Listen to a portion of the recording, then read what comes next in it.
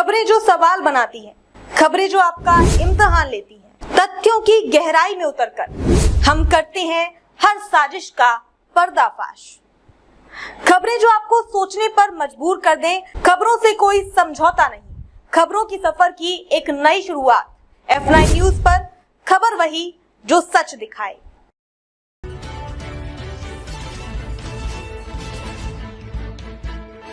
नमस्कार, मैं अंजना और आप देख रहे हैं F9 न्यूज। आइए रुक करते हैं आज की बड़ी खबर पर। दक्षिण पूर्व रेलवे खड़गपुर डिवीजन में तैनात कमांडेंट प्रकाश पांडा के सबसे खास कारखास मलय कुमार सन्यासी की मिली भगत से बीते दिनों लगभग 24 से भी अधिक खड़गपुर डिवीजन के तमाम आरपीएफ पोस्टों में तैनात इंस्पेक्टरों को गाहे बगाहे वे मतलब के उनको परेशान करने की नियत से सभी उन 24 इंस्पेक्टरों के विरुद्ध विभागीय कार्रवाई करते हुए सभी इंस्पेक्टरों के 1 वर्ष का इंक्रीमेंट बंद कर दिया गया है। इसके पीछे की कहानी ये बयां करती है कि प्रकाश पांडा कमांडेंट खड़गपुर, जो कि खड़गपुर में तैनाती से पूर्व दानापुर डिवीजन, जो कि पूर्व मध्य रेलवे हाजीपुर में है, और हाजीपुर से खड़गपुर में अपनी तैनाती के लिए प्रकाश पांडा ने सेवानिवृत्त एडीजी शरद चंद्र पाड़ी के रहमो करम और अपनी जेब को ढीली कर दानापुर से खड़गपुर तैनात होकर आए हैं। दर्शकों को बता दें कि दानापुर से खड़गपुर अपनी तैनाती के लिए उस दौरान जो भी रुपए देने पड़े थे, खड़गपुर डिवीजन में आने के बाद उन दिए गए रुपयों की भरपाई तो करना प्रकाश पांडा का बनता था। सो उन्होंने अपने दलालों को इशारे ही इशारे में कहा कि तुम उगाही में लग जाओ और वसूली कर हमें पहुंचाओ। इसी कड़ी में सबसे अहम वसूलीबाज बने मलय कुमार सन्यासी, जो कि इंस्पेक्टर अभियोजन इकाई में तैनात हैं। आरपीएफ सूत्रों ने अपना न्यूज को बताया कि मलय कुमार सन्यासी पीक आवर काम के समय 4 से 5 घंटे कमांडेंट के चैम्बर में बिताते हैं। सिर्फ चैम्बर में ही नहीं, मलय सन्यासी कमांडेंट के दफ्तर के अलावा उनके सरकारी आवास पर भी देखे जाते हैं। जरा सोचिए दर्शकों कि एक मलय कुमार सन्यासी जिनका तैनाती अभियोजन इकाई में है, उस इंस्पेक्टर का कमांडेंट के चैम्बर से लेकर आवास तक आना जाना और घंटों कमांडेंट के साथ बिताना, इसके क्या मतलब निकलते हैं? इससे साफ जाहिर होता है कि इन दोनों अधिकारियों का कुछ ना कुछ तो गड़बड़ झाला है। दरअसल मलय कुमार सन्यासी और कमांडेंट प्रकाश पांडा का इन दिनों एक ही मकसद है कि दूसरे इंस्पेक्टरों को किसी भी प्रकार तंग कर उनसे रुपए बनाओ। तभी लगभग 24 से भी अधिक इंस्पेक्टरों के विरुद्ध विभागीय कार्रवाई करते हुए उन्हें 1 वर्ष का इंक्रीमेंट बंद कर दिया है। बात सिर्फ 1 वर्ष के इंक्रीमेंट बंद करने तक का ही नहीं, बात अब इस इंक्रीमेंट की माफीनामे और अपील के बाद सजा कम करने के लिए जो दलाली के माध्यम से रुपयों की डील होती है, उसी दलाली में मलय सन्यासी की तभी जरूरत पड़ती है। कमांडेंट और सजा पाए इंस्पेक्टरों को जो भी मध्यस्थता को दर्शाता है, जिसे कारखास प्रथा यानी कि स्पेशल भी कहते हैं। आखिर सवाल ये भी उठता है कि जब डीजी सोनाली मिश्रा, जो कि खुद एक ईमानदार आईपीएस के अधिकारी हैं और अभी 1 वर्ष इनको इसी आरपीएफ में सेवाएं देकर सेवानिवृत्त होने हैं, तो इस आरपीएफ के अधिकारियों को सोनाली मिश्रा डीजी आरपीएफ का डर दिल में क्यों नहीं? प्रकाश पांडा जैसे आरपीएफ के अधिकारियों को ये एक बड़ा सवाल, आखिर रेल भवन में प्रकाश पांडा जैसे अधिकारियों को कौन सह देता है? दर्शकों बता दें कि प्रकाश पांडा जब हाजीपुर जोन के दानापुर डिवीजन के कमांडेंट थे, तो उस दौरान उन्होंने जमकर दानापुर डिवीजन में अवैध वेंडिंग का काम अपने इंस्पेक्टरों से करवाकर 3 वर्षों में करोड़ों रुपए अर्जित किए। प्रकाश पांडा कमांडेंट ने 60% और 40% का खेल खेलते हुए अवैध वेंडिंग से वसूलीबाज गैंग से सीधे रुपए लेते रहे और यही पैटर्न अपनाते हुए खड़गपुर में भी अपना अलग से वसूलीबाज गैंग सक्रिय करना चाहिए। पर अफसोस ये रही कि बिहार में अवैध वेंडिंग के रुपए आरपीएफ को मिलते हैं। पर बता दें कि पश्चिम बंगाल में होकरों से जो स्टेशन या ट्रेनों में अपना सामान बेचते हैं, वे कभी आरपीएफ को रुपए नहीं देते हैं। और दर्शकों, अभी पिछले ही दिनों की बात है जब पांसकुड़ा आरपीएफ पोस्ट में मलय सन्यासी और खड़गपुर के ओपन लाइन में तैनात सहायक सुरक्षा आयुक्त के द्वारा लगभग 14 से 15 खान पान बेचने वाले होकरों को पांसकुड़ा आरपीएफ पोस्ट में लाकर बंद किया था। इसके परिणाम ये हुआ कि लगभग हजारों की बल संख्या में उपद्रवियों ने अपने होकर साथियों को छुड़ाने के लिए पांसकुड़ा आरपीएफ पोस्ट का चढ़ाई कर अपने साथियों को वहां से छुड़ा ले गया।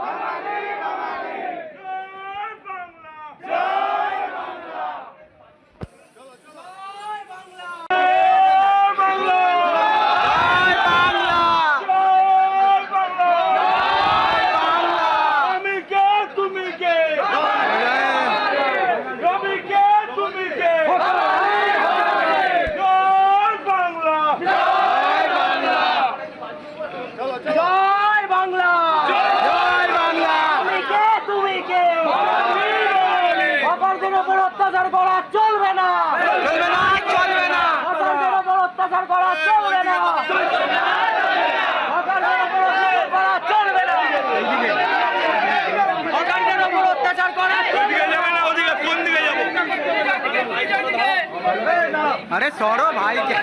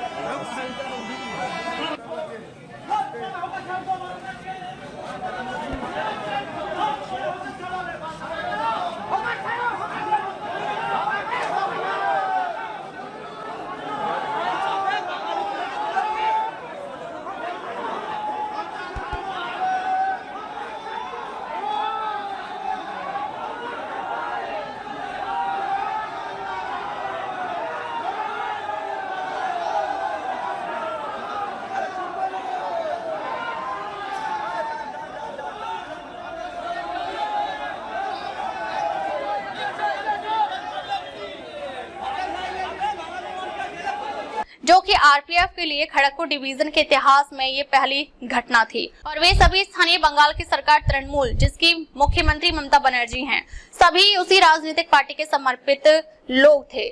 सबसे अहम बात ये कि उपद्रवियों ने जब नारेबाजी करते हुए पांसकुड़ा आरपीएफ पोस्ट का घेराबंदी किया तो उस वक्त खड़गपुर जहां कमांडेंट बैठते हैं, वहां से राहत और उपद्रवियों को भगाने या खदेड़ने के लिए कमांडेंट प्रकाश पांडा ने खड़गपुर से किसी भी तरह का कोई फोर्स या कंपनी, चाहे आरपीएसएफ का बटालियन ही क्यों ना हो, घटना स्थल पांसकुड़ा नहीं भेजा, जिससे कि पांसकुड़ा के इंस्पेक्टर सुरेश कुमार खुद को भयभीत और सुरक्षित भी महसूस कर रहे थे, क्योंकि पांसकुड़ा में मैन पावर की कमी है। मात्र 15 ही लोग इस पांसकुड़ा पोस्ट में तैनात हैं।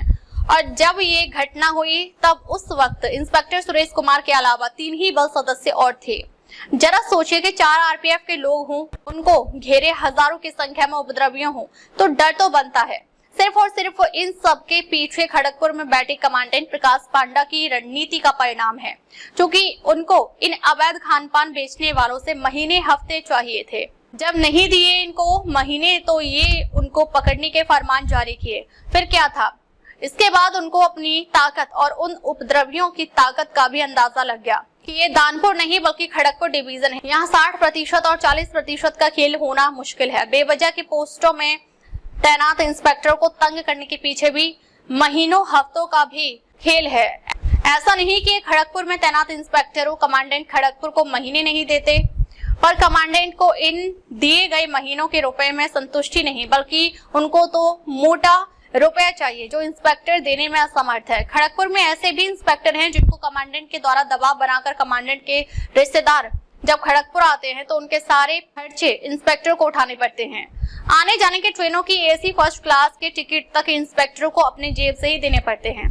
प्रकाश पांडा के दानापुर तैनाती के दौरान इन्होंने कई अपराध करवाया, इन्होंने जिनके विरुद्ध आपराधिक मुकदमा चल रहा है। पैसे दागे इंस्पेक्टर जो कि पटना में तैनात हैं, अजय शंकर पटेल, इनको डीजी रेल भवन तत्कालीन मनोज यादव की ओर से पुरस्कार भी दिया गया, जबकि इनके विरुद्ध पुलिस केस भी चल रहा है। और ये सब हुआ हाजीपुर में तैनात आईजी अमरीश कुमार और प्रकाश पांडा की मिली भगत से। इतना ही नहीं दर्शकों, बता दें कि वैसे इंस्पेक्टरों को भी तत्कालीन डीजी मनोज यादव से सम्मानित किया गया, जो कि अपनी ही पोस्ट के महिला सिपाहियों को छेड़ने का आरोप उन पर लगे थे। उनके विरुद्ध अदालत में मुकदमे भी चल रहे हैं और ये सभी अमरीश कुमार आईजी हाजीपुर के कारखास इंस्पेक्टरों में से हैं। हम अगली खबर में हाजीपुर आईजी के भी काले कारनामों की पोल अपनी खबर में दिखाएंगे कि कैसे कैसे उन्होंने बीते मार्च में करोड़ों रुपए की डीलिंग करते हुए उन दागी इंस्पेक्टरों को संवेदनशील आरपीएफ के पोस्टों में तैनाती किए और उन्हीं इंस्पेक्टरों के बीच दानापुर इंस्पेक्टर जिनके 2 सिपाहियों के ऊपर एक यात्री से रुपए छीनने के आरोप में दानापुर जीआरपी में मुकदमे दर्ज हुए हैं। यहाँ भी आईजी अमरीश कुमार ने सिक्योरिटी सर्कुलर 1/2022 का उल्लंघन किए हैं। यहाँ भी आईजी अमरीश कुमार ने सिक्योरिटी सर्कुलर 1/2022 का उल्लंघन किया है। या तो IG Amrish Kumar security circular 1/2022 को पढ़े नहीं हैं या सिक्योरिटी सर्कुलर 1/2022 के बारे में जानते नहीं हैं। अगर पढ़े होते तो जानते तो इंस्पेक्टर दानापुर को जरूर दंड देते हुए तत्काल प्रभाव से निलंबित कर दानापुर से हटाकर उनका जोनल स्थानांतरण करने के लिए रेल भवन को लिखते। पर लिखते भी कैसे? दानापुर इंस्पेक्टर प्रदीप बर्नवाल आईजी अमरीश कुमार के कारखास इंस्पेक्टर जो ठहरे। दर्शकों, हम अगली खबर में पूर्व मध्य रेलवे के खबर को ब्रेक करने वाले हैं। दर्शकों, बता दें कि हमने इटारसी इंस्पेक्टर अनुराधा मिश्रा और राजीव कुमार यादव की खबर को जिस तरह से दिखाया और जिस तरह से डीजी सोनाली मिश्रा ने हमारी खबरों का संज्ञान लेते हुए इटारसी इंस्पेक्टर को हटाने के आदेश जारी किए, वह काबिले तारीफ है, जो कि F9 news DG Sonali Mishra का धन्यवाद अदा करता है। F9 न्यूज के लिए एडिटर असीम कुमार सामंतों की रिपोर्ट। अब तक ले बस इतना ही, फिर मिलते हैं एक ऐसी ही बड़ी खबर के साथ। तब तक ले नमस्कार और देखते रहिए F9 न्यूज। खबर बड़ी और खास होगी, असल वजह की तलाश होगी, दुनिया भर के हर गांव, शहर, गली, मोहल्ले पर नजर हमारी होगी। खुलेंगी पर्दें, जहन में उठे हर सवाल की बात होगी, हर वो जवाब जो है आपके लिए जरूरी, जिम्मेदारी हमारी होगी। हमारी खबरों में कुछ हटकर होगी बात। देखिए सिक्के के दोनों पहलू F9 न्यूज के साथ।